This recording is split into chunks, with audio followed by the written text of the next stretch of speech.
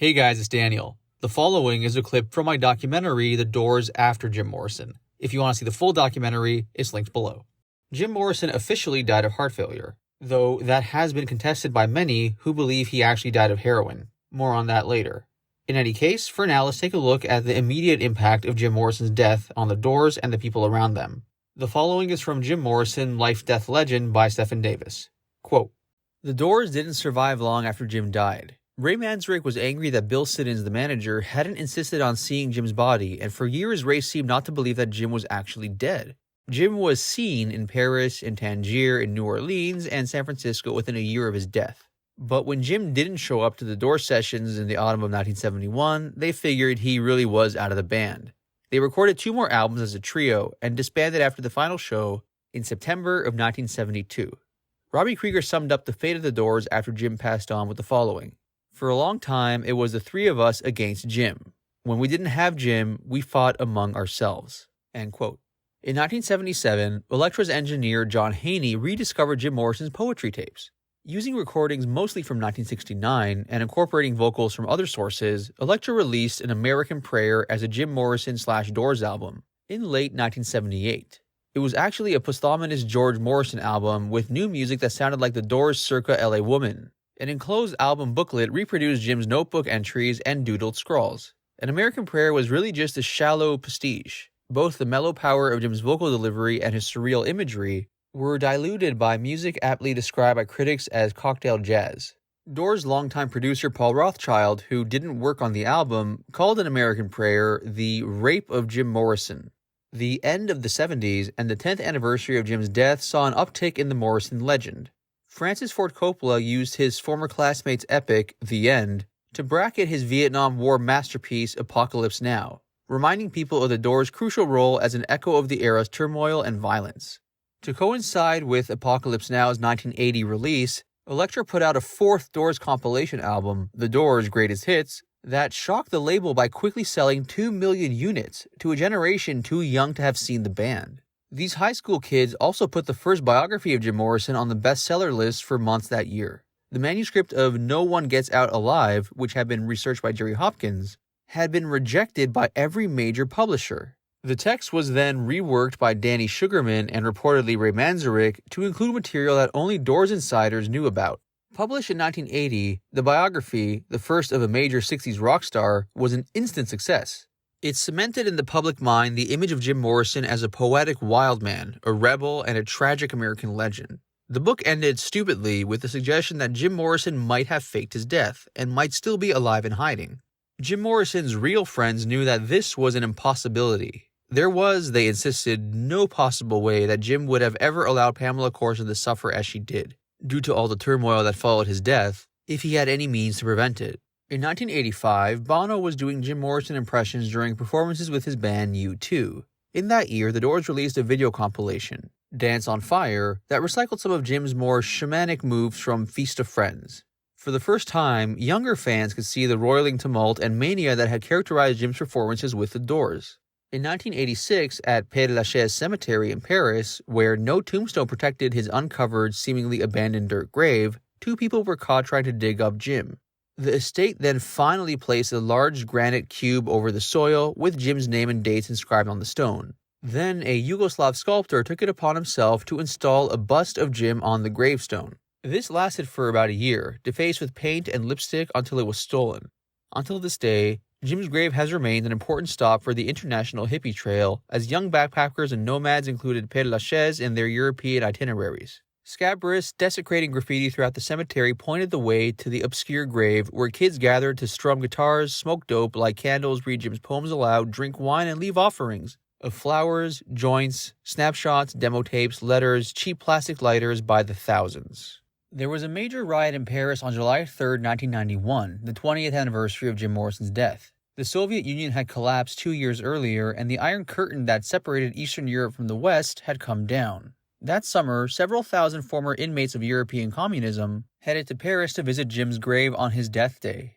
They'd been listening to him for almost 25 years with no way to make contact. By noon on July 3rd, 1,000 Poles, Hungarians, Czechs, Slovaks, Latvians, and Russians were mobbing the gravesite. They were drinking vodka, smoking dope, eating, fighting, fornicating on the surrounding tombstones, and just grooving.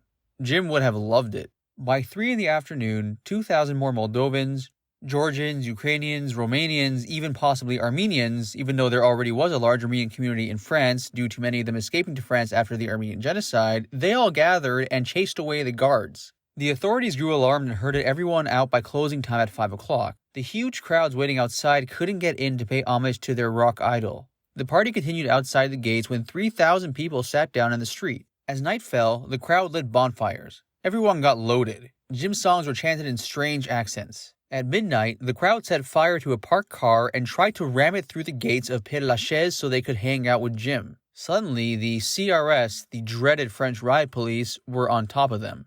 There was mass panic, clouds of tear gas, blood in the streets, many wrecked cars, and 100 injuries after the riot cops in the black leather raincoats had sorted out Jim's unruly fans from the former Warsaw Pact. By then, many places where the Doors had once played no longer existed.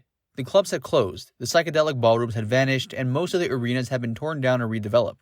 Quote-unquote traditional rock itself had died out by the early 90s and was replaced by alternative and grunge music that began in Seattle. Hundreds of radio stations in America changed their formats to the newer bands: Nirvana, Pearl Jam, Stone Temple Pilots. The older rock bands survived on classic rock radio stations that soon grew into regional powerhouses, purely on demographic lines. The Doors became staples of classic rock radio, with such late-period masterpieces as L.A. Woman, Riders on the Storm, and Peace Frog continuing to dominate station request lines to this day. Jim always wanted to be huge, Robby Krieger said recently. He wanted it to be like the Beatles, with girls falling out of the sky. But it was never like that in those days. But if Jim were here today, he would love it. Because right now, it's like Beatles, Stones, and Doors, you know? By the end of the 20th century, the Doors had sold more than 50 million records. In 1994, the Doors were inducted into the Rock and Roll Hall of Fame. At the annual induction ceremony held at the Waldorf Astoria Hotel in New York, the surviving Doors were joined by Jim's sister, Ann Morrison, who accepted her brother's honor on behalf of the Morrison family. Eddie Vedder, the charismatic lead singer of Pearl Jam, joined the Doors later to sing Jim's parts on Roadhouse Blues, Break On Through, and Light My Fire. The Doors drifted further apart. John Densmore's 1990 memoir, Riders on the Storm, recounted the Doors' career through the eyes of the band's horrified drummer.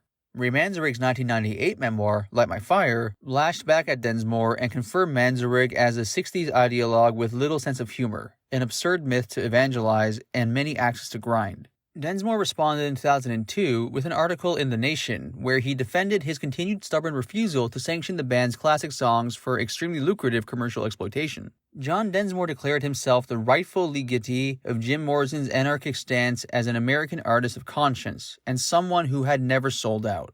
Through all of this, well into the 90s, Jim Morrison rested quietly in his grave. His fans, however, continued to run amok in Père Lachaise, holding daily pot parties and jam sessions over his tomb, until the cemetery was forced to clamp down after Oliver Stone's movie about the Doors moved the situation into crisis mode. The cemetery's director complained to the Paris press that the situation was getting out of hand. There were reports that Jim would be dug up and evicted when the 30-year gravesite lease expired, unless his estate paid for erasing all the graffiti on the surrounding tombs and provided security for his grave. Sometime in 1995, the estate cleaned up Père Lachaise and established a fund for a permanent security detail. A large bronze plaque was attached to Jim's gravestone. It bore a Greek inscription which can be translated as "true to his own spirit." In 2003, Ray Manzarek and Robby Krieger regrouped without John Densmore, who refused to participate. They recruited the former Police drummer Stuart Copeland and British rocker Ian Astbury from The Cult to fill out the new Doors. They played sold-out shows in Los Angeles and had a Hells Angels party in Vegas before lawsuits brought by Densmore and Jim's estate forced them to stop calling themselves The Doors. Then Copeland broke an arm in a bicycle accident and successfully sued The Doors for loss of income when they replaced him with another drummer so they could tour. Ray and Robby pressed on with Ian Astbury, a bass player and a drummer, playing under the street-legal name The Doors of the 21st Century. They toured America, often playing for packed houses of old Doors fans and young classic rockers. Ian Astbury's brilliant impersonation of Jim Morrison enabled the band to play the L.A. Woman songs for the first time in concert. The shows often began with Roadhouse Blues and When the Music's Over, casting an almost Trace-like spell over the audiences. Astbury looked like a cleaned-up Jim Morrison might have looked at the age of 45 and sang respectful, precise interpretations of Jim's classic songs. A time-tripping, psychedelic light show played on a big screen behind the band, providing visual references to the Doors' old jams. The Doors of the 21st century played sold-out shows in Paris in December of 2003. On December 8th, which would have been Jim's 60th birthday, they visited him at Père Lachaise. They lit candles along dozens of fans and tourists crowding the gravesite. The little ceremony was monitored by a pair of security cameras and 2 uniformed guards, who discouraged the hundreds of rock pilgrims paying homage to Jim from playing music, drinking wine, smoking dope, or sitting on the nearby tombs.